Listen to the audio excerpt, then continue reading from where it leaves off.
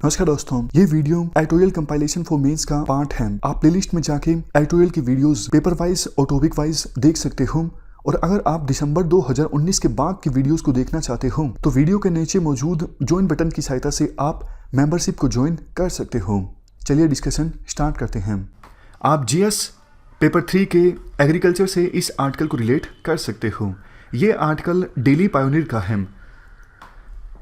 Agriculture हमारे देश में क्यों सफ़र कर रहा है, उससे संबंधित ये सारे पॉइंट्स हैं। देखो, प्रोडक्टिविटी हमारे देश में एग्रीकल्चर में यूएसए, चाइना देशों के कंपैरिजन में काफ़ी कम है। मतलब वहाँ पे क्रॉप यील्ड काफ़ी ज़्यादा है। इंडिया में फसल की जो पैदावार है 1 हेक्टेयर में काफ़ी कम है। दूसरा, पॉलिसी इश्यूज़।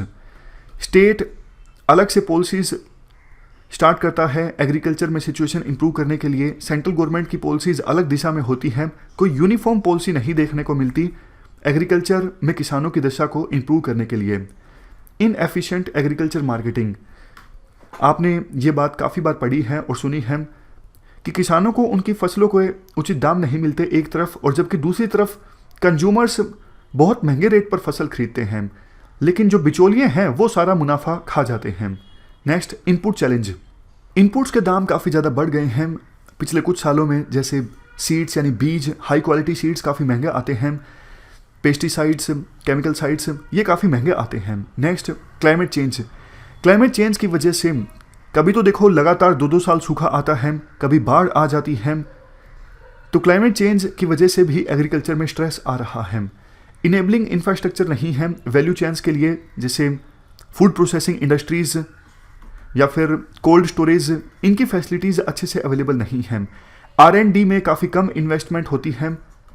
R&D में इन्वेस्टमेंट होनी चाहिए ताकि क्लाइमेट रेजिलिएंट सीड्स प्रोड्यूस किए जा सकें, और भी हाई क्वालिटी के सीड्स प्रोड्यूस करने के लिए या फिर दूसरी चीज़ों के लिए R&D पर खर्च करना जरूरी है।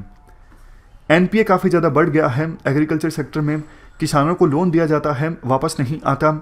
कई बार किसान उस लोन का इस्तेमाल कर लेते हैं दूसरी फैमिली एक्टिविटीज़ के लिए, और बाद में सरकार लोन माफ़ी कर देती है। इससे वो किसान जो ईमानदारी से अपना लोन चुकाना चाहते हैं वो भी नहीं चुका पाते।